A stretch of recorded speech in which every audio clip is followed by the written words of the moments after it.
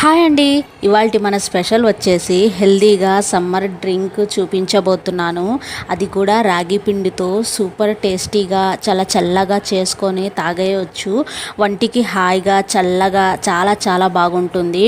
Unhealthy artificial colour వాడకుండా ఎలా చేయాలో చూద్దామా. ఫస్ట్ ఒక గిన్నెలో 6 బాదం, 6 కాజు, అలాగే 6 ఖజూరా వేసేసి కొన్ని వాటర్ వేసేసి ఒక అరగంట పక్కన పెట్టుకోవాలి. అరగంట తర్వాత వేసేసి కోర్స్గా గ్రైండ్ చేసి పక్కన పెట్టుకోవాలి. వేరొక కడాయిలో 3/4 కప్పు రాగి పిండి, అలాగే బీట్రూట్ జ్యూస్ 1 కప్పు వేసేసి ఒకసారి ఉండలు లేకుండా మిక్స్ చేసుకున్న తర్వాత పొయ్యి ఆన్ చేసి పొయ్యి మీద పెట్టేసి కలుపుతూ ఇలా థిక్ బ్యాటర్ వచ్చేంత వరకు ఇలా కలుపుకోవాలి. చల్లారిన తర్వాత మిక్సీ జార్లో వేసేసి ముందుగా డ్రై ఫ్రూట్స్ గ్రైండ్ చేసి పెట్టుకున్నాం కదా, ఆ డ్రై ఫ్రూట్స్ జార్లో వేసేసి 2 కప్పుల పాలు, అలాగే బెల్లం అనేది మీరు స్వీట్ ఎంత తింటారో దాని తగ్గట్టు బెల్లం అనేది యాడ్ చేసుకోండి.